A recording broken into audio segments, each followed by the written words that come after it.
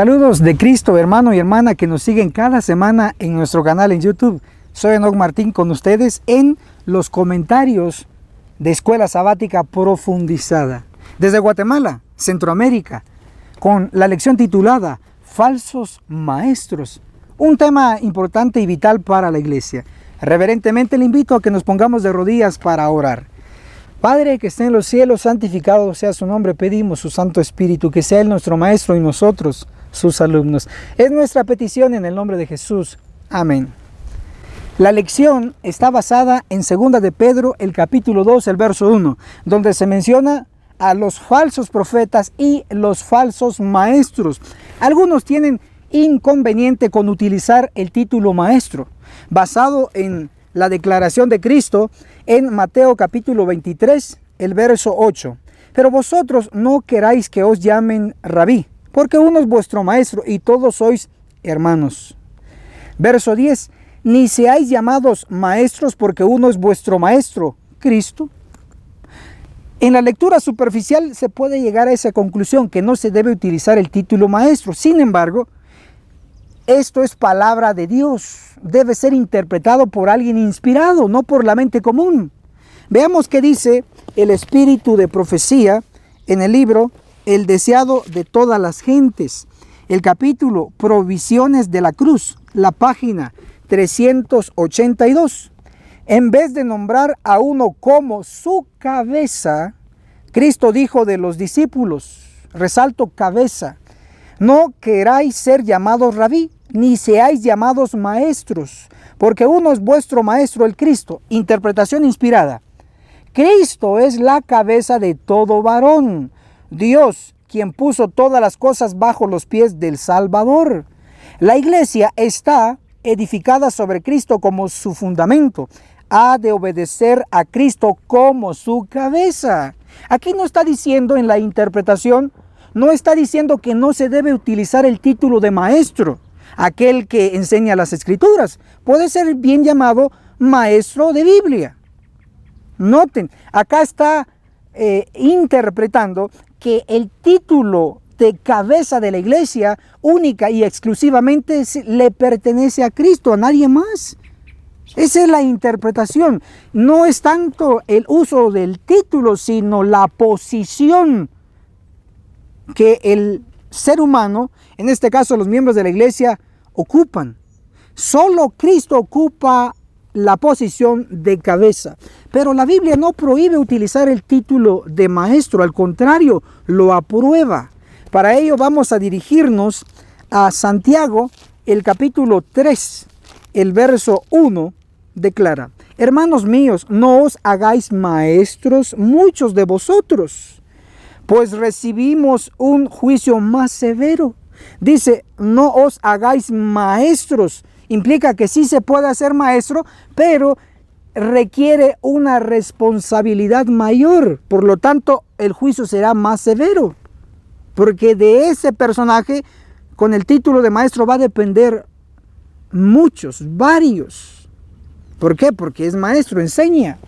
Ahora, veamos lo que declara el apóstol Pablo inspiradamente. Para ello vamos a ir al libro de Hebreos.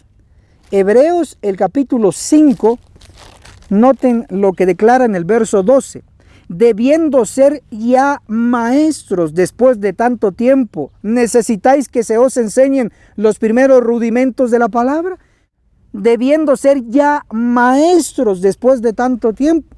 No está diciendo que no se puede ser maestro, al contrario.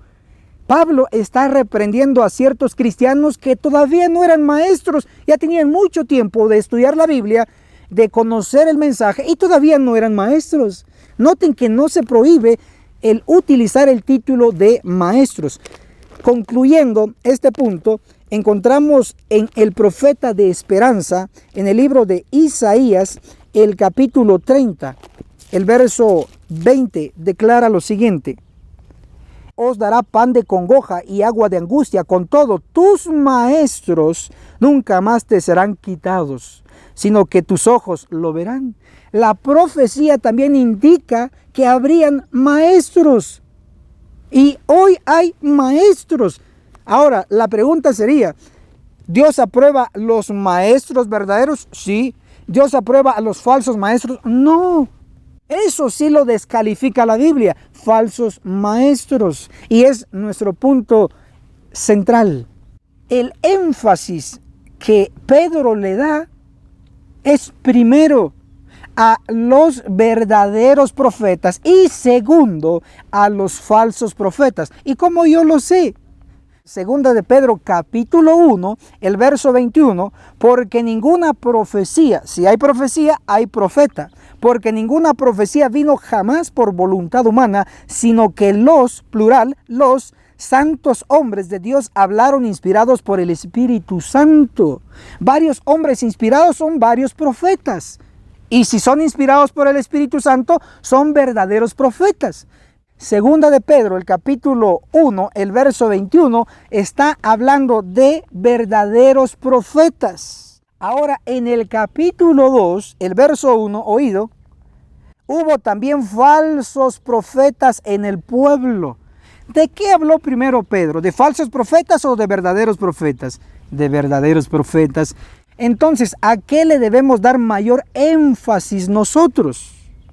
A los verdaderos profetas. Sin embargo, hacemos lo contrario. Le damos mayor énfasis a los falsos profetas, a los falsos maestros y descuidamos a los verdaderos profetas. Con el temor que se nos ha inducido, el pueblo ha corrido el peligro y corre peligro de rechazar a los verdaderos profetas. Muchos dentro de la denominación actúan como el avestruz, esconden la cabeza bajo la arena, pensando que con eso van a evitar el peligro. Pero no, nosotros como seres pensantes debemos enfrentar, debemos encarar. Si son falsos profetas, identifiquémoslos. Si son verdaderos profetas, aceptémoslos y apoyémoslos. Ya basta de tener ese terror por los profetas. Hay verdaderos profetas, aceptemos los verdaderos y rechacemos los falsos. Apocalipsis, el capítulo 3, el verso 17, declara sobre la iglesia Laodicea, la iglesia adventista, dice, no necesita nada. Léalo, Apocalipsis 3, 17, no necesita nada. Pero Cristo dice, tú eres cuitado, miserable, pobre, ciego y desnudo. Si la iglesia piensa que no necesita de nada, pero Cristo dice que necesita de todo. Entonces, si la iglesia piensa que no necesita de nada, es decir, no necesita más luz, no más mensajeros, no más profetas, entonces está en un engaño. Pero ¿cómo me estoy atreviendo a decir eso? Es que está escrito. ¿Dónde? En Joyas de los Testimonios, en el tomo 1, en la página 327, el capítulo, la iglesia de Laodicea, en la página 327 declara, el mensaje del testigo fiel encuentra al pueblo de Dios sumido en un triste engaño, aunque crea sinceramente en dicho engaño. ¿Cómo encuentra Dios al pueblo? En un triste engaño. ¿Por qué? Porque cree que no necesita de nada cuando lo necesita todo. Necesita más luz, necesita más mensajeros. En este caso, el último para la última iglesia. Hermano, pero esto puede ser un error. No. Joya de los Testimonios, el tomo 1, página 328 dice, este testimonio tan penetrante y severo no puede ser un error. ¿Por qué? Porque es el testigo fiel el que habla y su testimonio debe ser correcto. Es correcto. La iglesia, lamentablemente, está en un triste engaño. Si ya está engañada, entonces, ¿a qué le puede temer si ya está en un engaño? Ahora, veremos que en el tiempo de Pedro ya se estaban introduciendo los falsos profetas, los falsos maestros. Segunda de Pedro, el capítulo 12, el verso 1, lo declara. Pero hay un detalle ahí. Hubo también falsos profetas en el pueblo, como habrá entre vosotros falsos maestros, que introducirán encubiertamente herejías destructoras. Segunda de Pedro, capítulo 2, el verso 1, el que ya leímos, está diciéndonos que los falsos maestros, los falsos profetas, introducirán encubiertamente herejías destructoras. Es decir, los maestros falsos no van a trabajar abiertamente, sino que encubiertamente lo harán. Encubiertos han entrado a la iglesia, así los llama Pedro. Pero ¿cómo les llama Judas?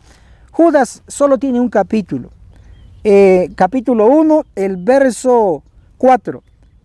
Porque se han infiltrado algunos hombres. Noten, Judas dice que se han infiltrado. Desde aquella época hasta nuestro tiempo ha ocurrido infiltraciones.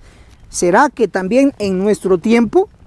Claro, Testimonios para la Iglesia, el tomo 1, en la página 502, habla sobre la infiltración en la conferencia general en nuestra iglesia.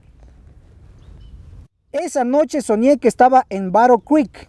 Ese lugar era donde estaban las oficinas de la conferencia general. Hoy están en Silver Spring, en Maryland. Esa noche soñé que estaba en Battle Creek y miraba por el cristal del lado de la puerta. Observé que una compañía que se acercaba a la casa de 2 en 2. Si es de 2 en 2 son misioneros. La pregunta, ¿de qué clase y con qué misión? Los conocía bien. Noten que la sierva conocía bien a ellos, implicando que eran parte de los nuestros. Los conocía bien y me volví para abrir la puerta de la sala para recibirles. La escena cambió. La compañía ahora parecía una procesión de católicos. Uno llevaba en su mano una cruz, otro un escapulario. Santa Orden. Eso ya está raro. ¿Quién es la Santa Orden? Los jesuitas, ese movimiento que se levantó en contra de la Reforma. Como iglesia fuimos levantados para ser protestantes. Y es por ello que nosotros estamos en la mira de los jesuitas, esta orden católica. ¿Están infiltrados? Sí, están acá en la iglesia. Ahora, hay que identificarlos, por supuesto. Ellos son los que promueven en no leer los libros del espíritu de profecía. Ellos son los que promueven las fiestas paganas dentro de la iglesia. Ellos promueven el error dentro de la iglesia. Esos son los infiltrados. Los opositores no solo se centran en los falsos profetas y le meten miedo al pueblo, sino que también algunos opositores se atreven a decir que Juan el Bautista fue el último profeta para todos los tiempos. Pero encontraremos que eso no es así. ¿Dónde se basan? En Mateo, el capítulo 11, el verso 13, dice: porque todos los profetas y la ley profetizaron hasta Juan. Entonces ellos dicen que Juan fue el último profeta. Pero Juan no fue el último profeta de todas las generaciones. Encontraremos que después de Juan hubieron profetas. De hecho, déjenme decirle que Cristo, además de ser Hijo de Dios, de ser Dios, también Cristo tiene el título de profeta. Para ello se puede leer Lucas capítulo 24, el verso 19. Lo de Jesús Nazareno, un profeta poderoso. Noten, un profeta poderoso. También lo pueden leer en Mateo 21:11, habla de Cristo como profeta. Y de hecho, podemos mencionar que Juan, el discípulo amado, escribió el Apocalipsis. Apocalipsis capítulo 1, al verso 3, dichoso el que lee las palabras de esta profecía. Si hay profecía, hay profeta. Luego tenemos Apocalipsis, el capítulo 22, en el verso 18. Advierto a todo el que oye las palabras de la profecía de este libro. Si hay profecía, hay profeta. ¿Quién escribió la profecía? Juan el Revelador. Por lo tanto, él es un profeta. Y Juan el Revelador escribió el Apocalipsis alrededor de un siglo después de la muerte de Juan el Bautista. Así que Juan el Bautista no fue el último profeta de todos los tiempos, pero sí fue Juan el Bautista el último profeta para la iglesia judía. Eso sí es correcto. Pero después de él se prometió varios profetas. Como yo lo sé, en los 8 dones del Espíritu Santo descritos en 1 Corintios capítulo 12, el verso 28, así los puso Dios en la iglesia. Aquí no se está hablando de la iglesia judía, está hablando de la iglesia cristiana. Así los puso Dios en la iglesia. Primero, apóstoles. Segundo, profetas. Si usted sigue leyendo, son 8 dones descritos en este verso.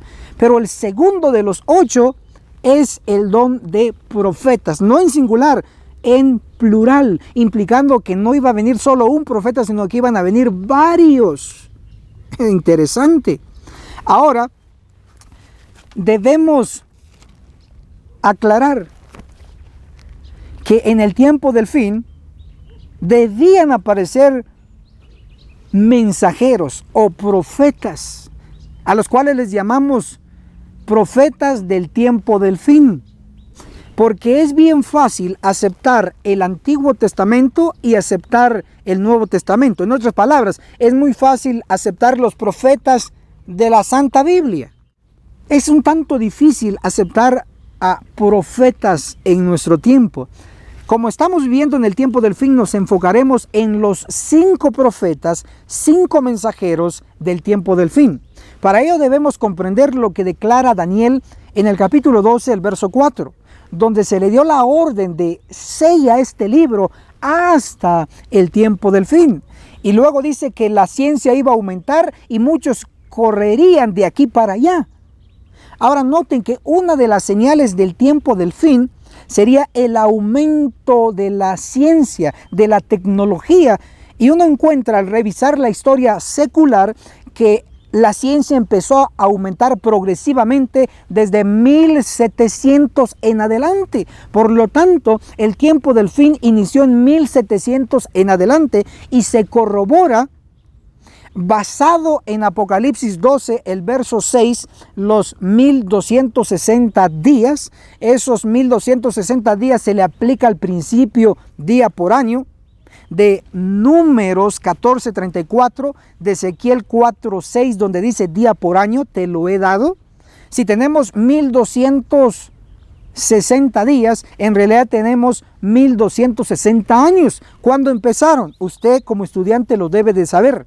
Empezaron en el 538, cuando surgió el papado, y concluyeron en 1798, cuando el Papa Pío VI fue llevado a la cárcel por el general Berthier. ¿Cuándo? 1798. Nótese que ese año ya estaba dentro del tiempo del fin. Por ello decimos que el encarcelamiento del Papa Pío VI fue una señal de que ya estábamos dentro del tiempo del fin. Pero el tiempo del fin inició desde 1700 para adelante. Interesantemente, el primer profeta, óigase bien, aunque le parezca increíble, pero así es, el primer profeta fue Guillermo Miller, o quizá usted lo conoce con su nombre en inglés, William Miller. Sí, él fue. Él nació en el año de 1782, nótese, 1700, o sea, ya nació dentro del tiempo del fin, 1782, el 15 de febrero, y murió el 20 de diciembre de 1849. William Miller empezó a predicar en 1831 y concluyó en 1844. Guillermo Miller tuvo un tipo en el pasado, un representante. ¿Quién fue? Para ello nos ayudará el libro de Judas, que está en tanta conexión con el libro o carta de Pedro, su segunda epístola.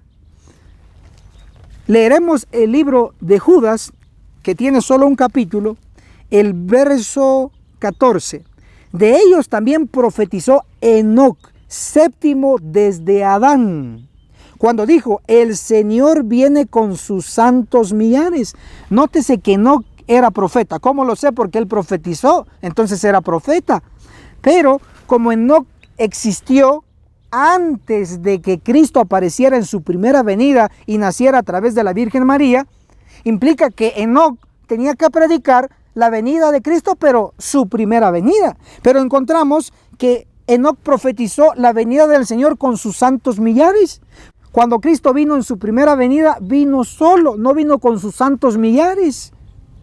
Por lo tanto, definimos que Enoc, aunque era profeta, él se equivocó en la predicación de la venida de Cristo. Él predicó otra venida. De igual manera, Guillermo Miller en nuestro tiempo se equivocó también en cuanto a la venida de Cristo. Él dijo en 1844 viene, y Cristo no vino a la tierra.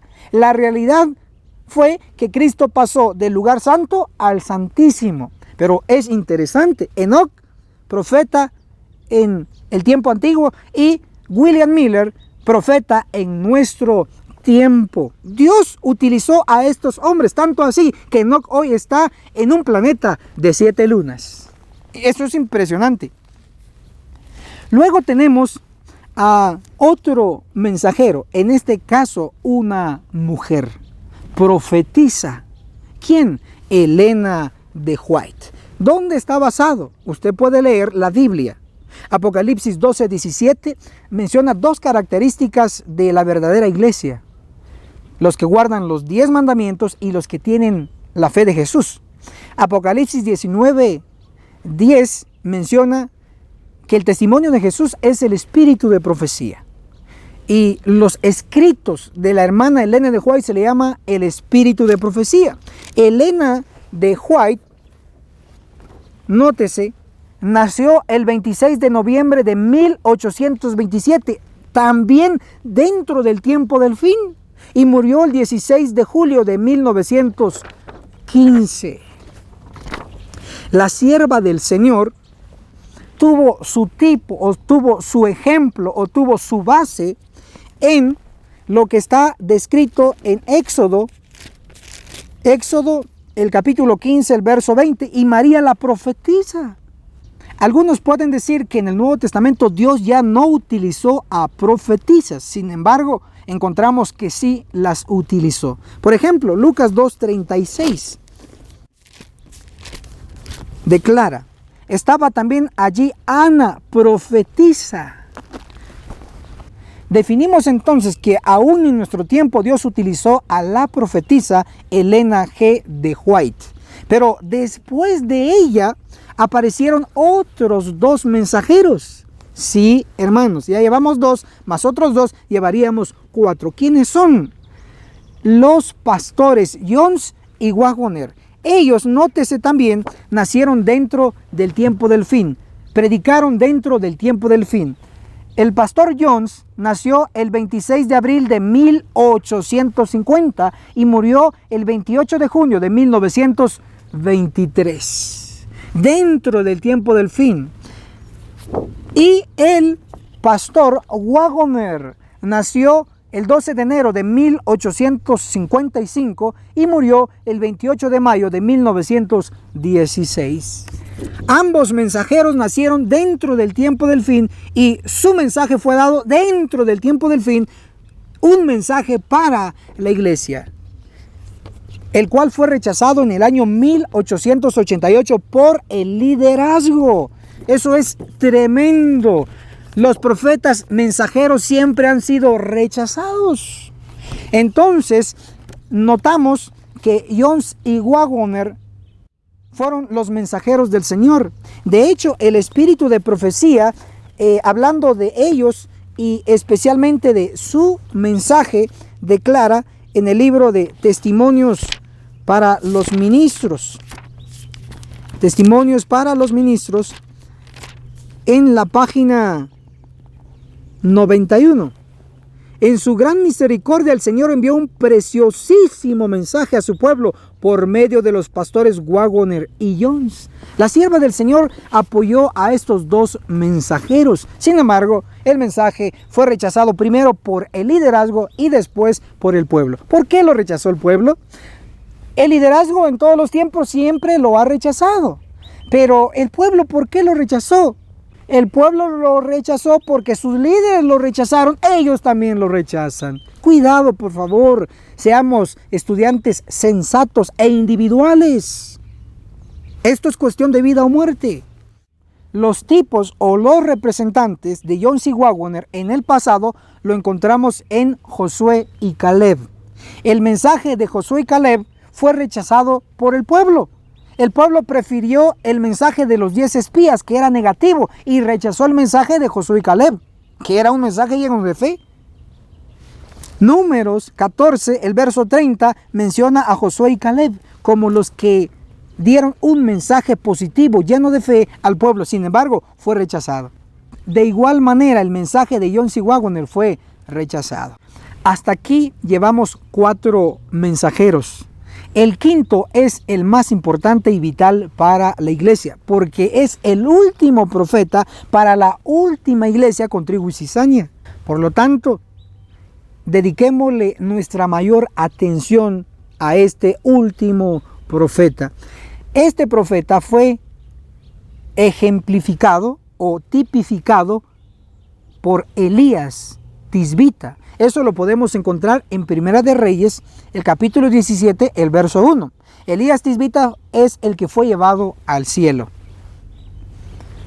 Noten que Elías era una persona y era un hombre, un varón. Eso es importante notarlo. Pero ¿quién profetizó que en nuestro tiempo aparecería Elías el profeta?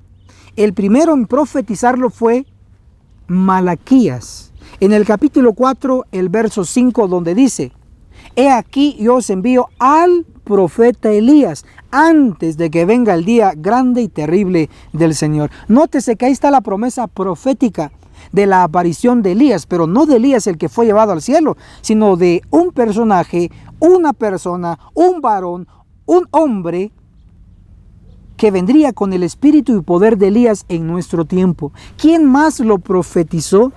Cristo. Recuérdese, Cristo también tuvo el papel de profeta. Cristo como profeta profetizó la aparición de Elías en nuestro tiempo. ¿Dónde está escrito? En Mateo capítulo 17, el verso 11. Jesús respondió: a la verdad, Elías vendrá, refiriéndose al futuro. A la verdad, Elías vendrá primero y restaurará todo. Este Elías que Cristo habla acá no puede ser Juan el Bautista, porque para ese tiempo de la declaración, Juan el Bautista ya estaba muerto, ya había sido decapitado. Por lo tanto, Cristo se está refiriendo a un personaje en el futuro de él, pero presente para nosotros hoy. No solo Cristo lo profetizó, también la profetisa Elena de White lo declaró en un libro importante, porque va dirigido para liderazgo, porque primero el mensaje llega al liderazgo para que el liderazgo lo pase al pueblo. Sin embargo, no se ha hecho. En el libro de Testimonios para los Ministros, el subtítulo Que el cielo nos guíe, en la página 475, alguien debe venir. Nótese, alguien, no dice algunos o no dice muchos, dice alguien debe venir con el espíritu y el poder de Elías, y cuando aparezca, los hombres posiblemente dirán: eres demasiado piadoso, no interpretas las escrituras de la debida manera, déjame decirte cómo tienes que predicar tu mensaje. Alguien debe venir. En el original dice: y cuando él aparezca. Acá dice: y cuando aparezca, pero en el original, en inglés, dice: y cuando él aparezca. O sea, es bien claro la inspiración que sería una persona, no mujer, sino hombre, cuando él aparezca. Y cuando aparezca, ¿qué es lo que hará? Eres demasiado piadoso, no interpretas las escrituras. Este profeta no es de sueños y visiones, es un profeta intérprete que explica los puntos más difíciles y enredados o encadenados que encontramos en la Biblia. Esa es su función de Elías de nuestro tiempo. Hablando de que es un hombre, y adventista del séptimo día, también encontramos el refuerzo en la profecía de Isaías, el capítulo 7. Isaías 7, el verso 14 y 15. Por tanto, el Señor mismo os dará una señal. La Virgen concebirá y dará a luz un hijo, y se llamará Emmanuel. Verso 15. Comerá mantequilla y miel hasta que sepa desechar lo malo y elegir lo bueno. Como estudiantes sensatos de la Biblia sabemos que acá se está refiriendo a Cristo, Emmanuel. Pero noten que la dieta de Cristo, según la profecía, sería mantequilla y miel. Y eso lo capacitaría a Cristo desechar lo malo y elegir lo bueno. Nosotros sabemos que al comer mantequilla y miel o cualquier otra comida no nos capacita para desechar lo malo y elegir lo bueno. Por lo tanto, esta mantequilla y miel no es literal, sino que es simbólica. Es un alimento espiritual. Y no es algo líquido, es sólido, refiriéndonos a la mantequilla. Si es algo simbólico, debe representar a la palabra inspirada, debe representar la Biblia, debe representar las verdades más profundas, alimento sólido. Cristo consumía alimento sólido, es decir, las verdades más profundas de las Escrituras. Como los consumía, también los enseñaba. Noten que ya leímos Isaías 7, el verso 14 y el verso 15. Esos versos hablan de Cristo, de Emmanuel, pero recuérdense que Cristo también tuvo el título de profeta. Como profeta, Cristo se alimentó de las verdades más profundas, de las verdades sólidas de la palabra. Por lo tanto, su enseñanza también era profunda. Ahora encontraremos que hay una profecía después de la aparición de Cristo, después del nacimiento de Cristo, que se profetiza que vendría un hombre a hacer una labor especial. Isaías 7, el verso 21 y 22. En aquel día un hombre criará una vaca y 2 ovejas. No dice una mujer, no dice hombres, dice un hombre. Criará una vaca y 2 ovejas. Isaías 7, el verso 22. Y por la abundancia de leche que darán la vaca y las 2 ovejas, comerá mantequilla. ¿Quién es el que comerá mantequilla? Ese hombre. Al haber abundancia de leche, se haría mantequilla y consumiría mantequilla. Y mantequilla es alimento sólido. Está hablando acá de un profeta que también profundizaría, su alimento sería las verdades más sólidas de las Escrituras y los consumiría y luego también como Cristo los compartiría. Resaltamos la verdad que el profeta Isaías profetizó la aparición de un hombre después de la aparición de Cristo. Y Cristo mismo como profeta profetizó que alguien vendría después de él. En este caso le llamó a la verdad Elías, vendrá primero y restaurará todo. Implica que Jesús estudió también esta profecía. Por lo mismo se señaló que en el futuro, después de Cristo, aparecería un Elías para nuestro tiempo. También la sierva del Señor, Elena de White, profetizó que después de ella vendría otro profeta, porque ella era una mujer y la profecía indicaba la aparición de un hombre, que su nombre profético es Elías. En el libro de Joyas de los Testimonios, el tomo 2, en la página 274, en resumen, diremos que acá se describe un sueño que tuvo la sierva del Señor, donde en ese sueño ella desempeña el papel de costurera. Pero ella estaba cansada de hacer el trabajo porque los demás no apreciaban su labor. Y entonces se le declara a ella, Joya de los Testimonios, el tomo 2, página 274. La persona volvió a repetir: corta los vestidos, no ha llegado todavía el momento de tu relevo. A la sierva del Señor se le dijo clara y categóricamente que aún no había llegado el tiempo de su relevo. Alguien más iba a ocupar el lugar de Elena de White como profetiza, porque dice, aún no ha llegado el tiempo de tu relevo. Esto es impresionante, hermano y hermana querida, por favor. Estamos viviendo en los últimos días del tiempo del fin. Es el momento de investigar por nosotros, de estudiar como nunca antes lo hemos hecho. Ya basta de depender de hombre alguno, llámese ministro, llámese anciano, llámese instructor bíblico, etc. Estudiemos por nosotros mismos. Identifiquemos si es verdad o es un error. Si es verdad, aceptémoslo. Hermano y hermana, todos deberíamos estar capacitados para identificar al último profeta para la última iglesia. Una de las claves para identificarlo es su mensaje. Malaquías 4:5 nos lo dice, que el profeta Elías aparecería antes del día grande y terrible del Señor. ¿Por qué aparecería antes? Porque su mensaje está basado en el día grande y terrible, porque viene a preparar al pueblo para que sobreviva la matanza del juicio de los vivos descrita en Ezequiel 9. Es un mensaje duro, es un mensaje de reprensión, no es un mensaje que nos viene a acariciar, es un mensaje que nos viene a zarandear, y tenemos que definirnos si obedeceremos y aceptaremos la verdad o seguiremos con los engaños que se nos han dado y hemos heredado. ¿No se maravilla al ver que Dios no nos ha abandonado? Que Él sigue enviando mensajeros, sigue enviando mensaje para que el pueblo se reforme y para que realmente seamos adventistas del séptimo día. Que el cielo lo bendiga poderosamente, y sé que usted hoy su vida cambiará. Amén. Para concluir, vamos a arrodillarnos y orar. Padre que está en los cielos, santificado sea su nombre. Gracias porque nos ha enseñado y nos ha recordado y nos ha resaltado la aparición del profeta Elías. Tenga misericordia de nosotros, perdónenos por nuestras abominaciones. Tenga misericordia de la iglesia adventista.